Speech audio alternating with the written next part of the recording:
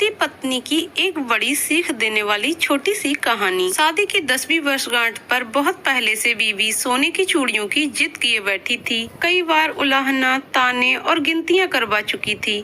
फला की बीवी, मेरी बहन, मौसी, सबके पास तो हैं सोने की चूड़ियां, बस मेरे ही पास नहीं।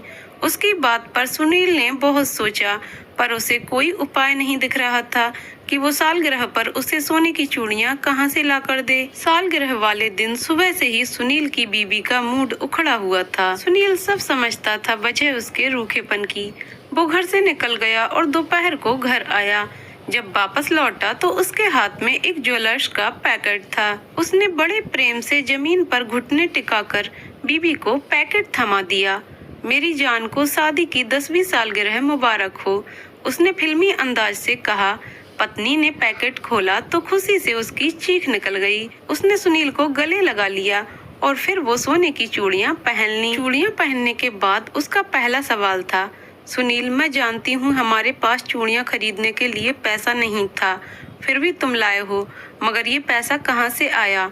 मैंने अपने दोस्त से 1.5 लाख उधार लिया है 1 साल के लिए, उसने बताया। मगर ये 1 साल में चुकाओगे कैसे? फिर सवाल आया।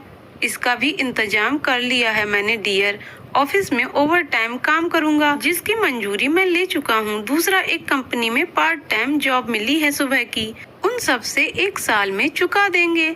अब इतनी महंगी चीज के लिए मेहनत तो करनी ही पड़ेगी ना। अब तुम ज्यादा मत सोचो, बस आज सालगिरह और अपनी चूड़ियों का एंजॉय करो, कहकर सुनील ने उसे गले से लगा लिया। वक्त बीत रहा था। सुनील अब सुबह 7 बजे घर से निकल जाता था और रात 10 बजे से पहले नहीं लौट पाता था। शुरू में तो उसे थकान को महसूस न किया, पर ये दिन भर की मेहनत और थकान उसके चेहरे पर दिखनी शुरू हो गई थी और वो चिंतित भी रहता था। बच्चे भी अब पापा के लिए, समय के लिए तरसने लगे थे। बीवी भी उसकी चिंता और थकान से दुखी रहने लगी थी। उसे लगता था कि ये सब मेहनत का कारण सोने की चूड़ियां थीं।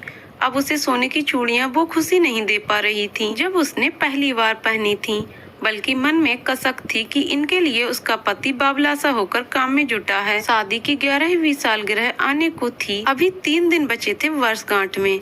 उस दिन पत्नी ने मन कड़ा किया और मन ही मन ये फैसला लिया कि वो इन चूड़ियों को सुनार को बेच देगी और उस पैसे से सुनील का कर्ज चुकवा देगी। उसे सुकून चूड़ियों से नहीं, सुनील के आराम और खिले हुए चेहरे से मिलेगा और सुनील को आराम और सुख कर्ज उतारने से ही मिलेगा। उसने चुपचाप चूड़ियां डिब्बे में बंद की और सुनार की दुकान पर पहुंच गई।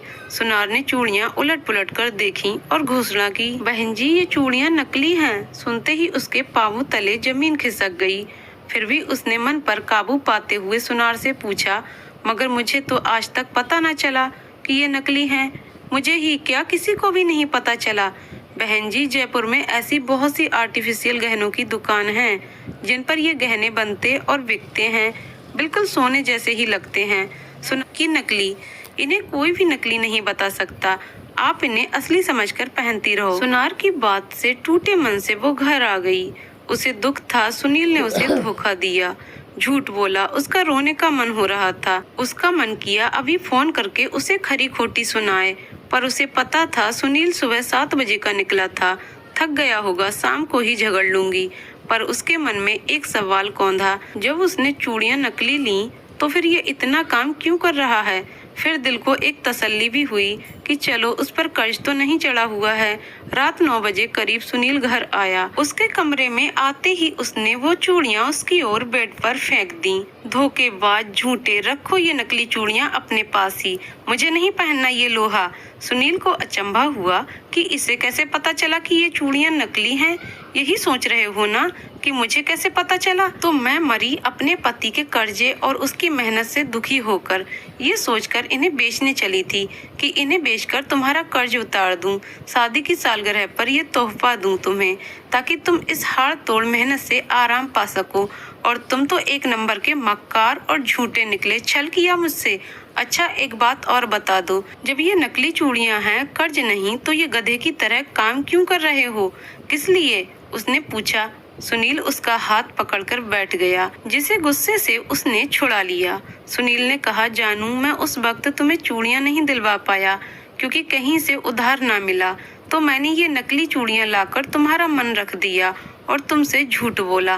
पर मैंने खुद से वादा किया था कि 11वीं सालगिरह पर तुम्हें असली चूड़ियां जरूर लेकर दूंगा, इसलिए एक्स्ट्रा काम करके इतनी मेहनत कर रहा था।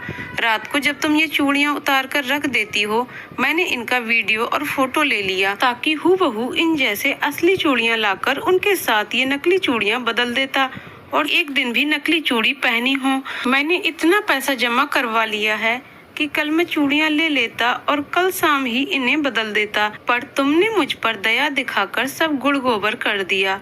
सुनील ने सच्चाई बताई। उसकी सच्चाई सुनकर उसने सुनील का हाथ पकड़ लिया। ओह सुनील, मेरे लिए क्या क्या ना कर रहे, और मैं सुबह से तुम्हें कोसे जा रही थी। पर सुनो, तुमने जो पैसा इकट्ठा किया है ना, उसकी एफडी करवा देते हैं। जब ये डबल हो जाएंगे तब आधे पैसे से असली चूड़ियां बनवा लेंगे और आधे सेविंग रह जाएगी। और हाँ, सुनार ने कहा है कि उसके अलावा कोई नहीं पहचान सकता कि नकली हैं, तो मैं ये ही चूड़ियां पहने रखूंगी। कहते हुए उसने वो बेड पर पड़ी चूड़ियां हाथों में पहन ली। सुनील ने उसे गले लगाते हुए कहा, मगर मेरी जान, ये तो नकली सोना है, तुम्हें महसूस ना होगा पहनते हुए। उसने सुनील के गिर्द बाहें कसते हुए कहा, नहीं जाने मन, कुछ महसूस ना होगा, क्योंकि ये नकली सोना हो सकता है, पर मेरा असली सोना तो तुम हो। 11वीं सालगिरह की एडवांस बधाई हो डियर।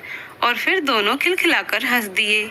तो दोस्तों, आपको कहानी कैसी लगी कमेंट करके जरूर बताएं। कहानी पसंद आई हो तो वीडियो को लाइक शेयर करें और चैनल को सब्सक्राइब करें। वीडियो को पूरा देखने के लिए बहुत बहुत धन्यवाद।